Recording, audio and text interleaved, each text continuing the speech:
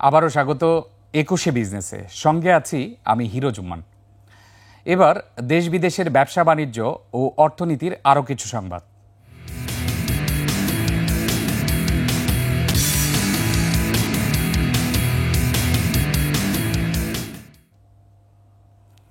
বাংলাদেশ সহ ৭৫টি দেশের উপর আরোপ করা পাল্টা শুল্ক ব্যবস্থা ৩ মাসের জন্য স্থগিত করেছে মার্কিন প্রেসিডেন্ট ডোনাল্ড ট্রাম্প। এই সময় দেশগুলোর পণ্যে পাল্টা শুল্ক ন্যূনতম ১০% কার্যকর হবে।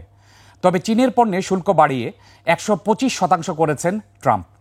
এদিকে শুল্ক স্থগিত করায় মার্কিন প্রেসিডেন্টকে ধন্যবাদ জানিয়েছেন প্রধান উপদেষ্টা ডক্টর মোহাম্মদ ইউনূস। বিস্তারিত নাইম আহমেদের ডেস্ক রিপোর্টে। অন্যান্য দেশের উপর শুল্ক স্থগিত করা হলেও বেইজিংয়ের ৮৪% শুল্কের বিপরীতে চীনের উপর ১২৫% শুল্ক আরোপ করেছেন মার্কিন প্রেসিডেন্ট ট্রাম্প। সামাজিক যোগাযোগ মাধ্যম ট্রুথে মার্কিন প্রেসিডেন্ট জানান ৭৫টির বেশি দেশ যুক্তরাষ্ট্রের প্রতিনিধিদের সঙ্গে যোগাযোগ করেছে। তারা বাণিজ্য, শুল্ক, মুদ্রা কারসাজি ও অশুল্ক বাধা সংক্রান্ত বিষয় নিয়ে সমাধানে পৌঁছাতে সমঝোতা আলোচনার জন্য অনুরোধ জানিয়েছে। তবে চীনের উপর শুল্ক হার বাড়িয়ে ট্রাম্প বলেন, চীন বিশ্ববাজারে শ্রদ্ধার ঘাটতি দেখিয়েছে এবং ভবিষ্যতে চীন ও অন্যান্য দেশ উপলব্ধি করতে পারবে যে যুক্তরাষ্ট্রের সঙ্গে প্রতারণার দিন আর থাকবে না। এর আগে শুল্ক ৩ মাসের জন্য স্থগিত করার অনুরোধ জানিয়ে ট্রাম্পকে চিঠি দেন প্রধান উপদেষ্টা ডক্টর মোহাম্মদ ইউনূস। চিঠিতে যুক্তরাষ্ট্রের পণ্য বাংলাদেশে প্রবেশে শুল্ক সুবিধা দেওয়ার কথাও বলেন তিনি। এদিকে পাল্টা শুল্ক ৯০ দিনের জন্য স্থগিত করায় ডোনাল্ড ট্রাম্পকে ধন্যবাদ জানিয়েছেন প্রধান উপদেষ্টা ডক্টর মোহাম্মদ ইউনূস। নাইম আহমেদ, ২১শে টেলিভিশন। ট্রান্সশিপমেন্টের মাধ্যমে ভারতের ভূখণ্ড ব্যবহার করে বাংলাদেশে পণ্য তৃতীয় দেশে যাওয়ার ব্যবস্থা বাতিল করেছে ভারত।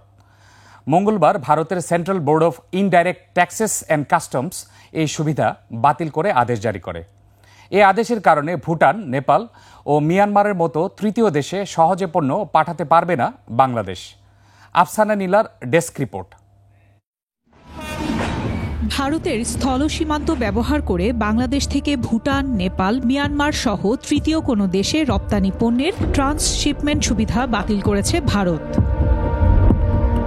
ভারতের Central Board of Indirect Taxes and Customs সিভিআইসি এক সার্কুলারে এই সিদ্ধান্ত জানায়।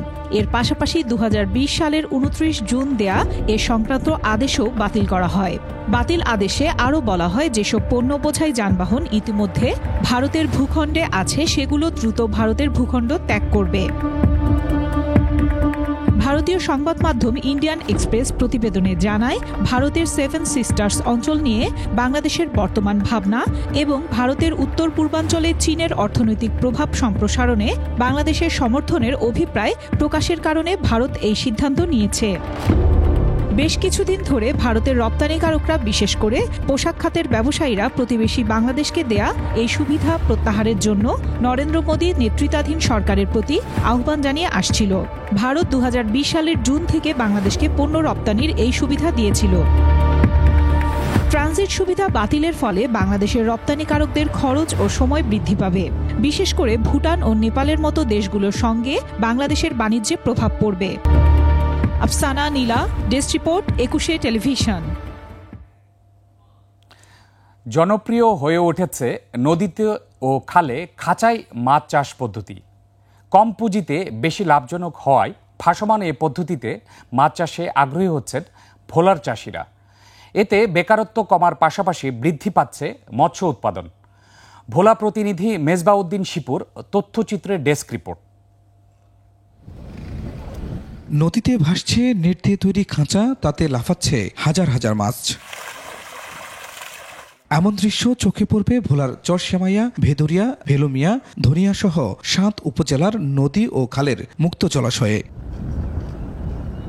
জিআই পাইপ, ড্রাম আর নেট দিয়ে তৈরি করা হয় খাঁচা। একটি খাঁচা তৈরিতে খরচ ১০ থেকে ১২ হাজার টাকা। প্রতিটি খাঁচায় মাছ চাষ করা হয় ১,০০০-এর মতো।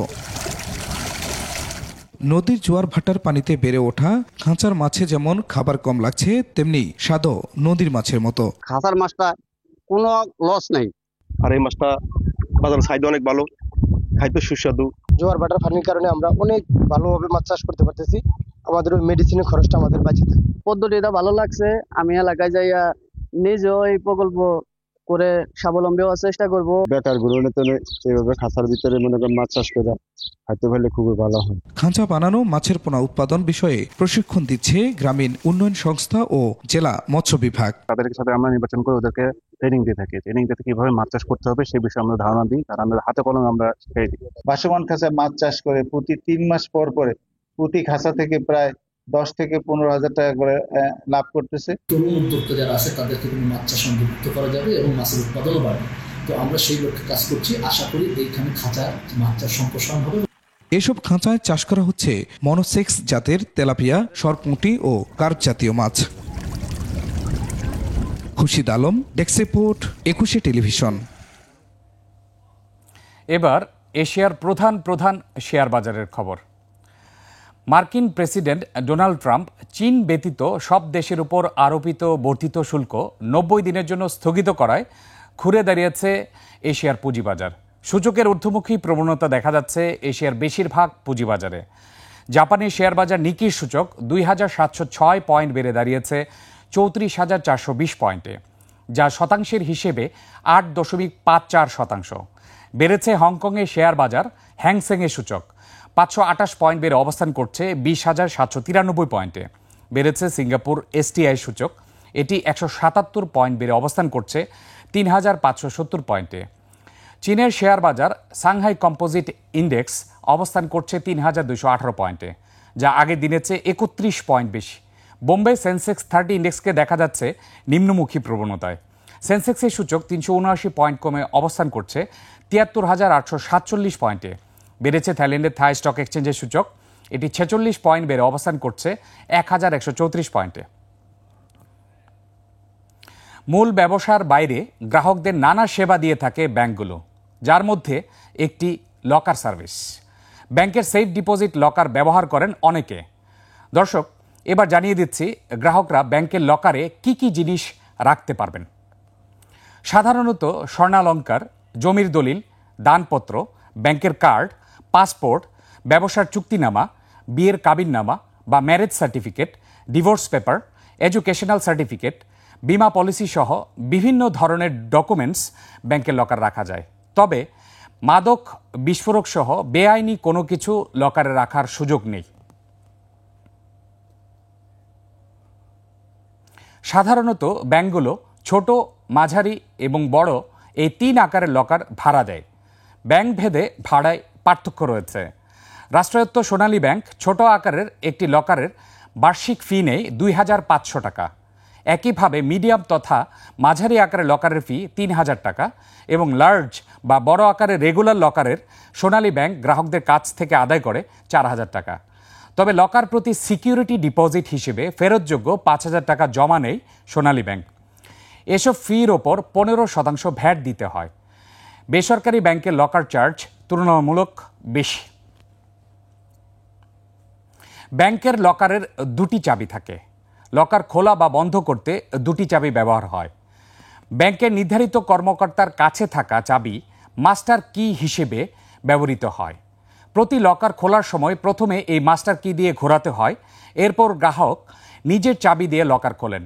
প্রতিবার প্রবেশ ও বের হওয়ার সময় একটি রেজিস্টার লিখতে হয়। সংরক্ষিত সম্পদের জন্য নিজের পছন্দের যে কোনো ব্যক্তিকে নমিনি করতে পারেন গ্রাহক। যৌথভাবেও লকার ভাড়া নেওয়ার সুযোগ দেয় কোনো কোনো ব্যাংক।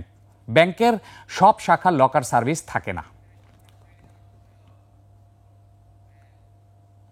দর্শক, নিচ্ছি একটা ছোট্ট বিরতি।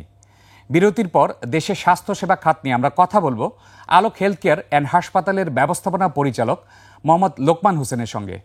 ততক্ষণ আমাদের সঙ্গেই থাকুন।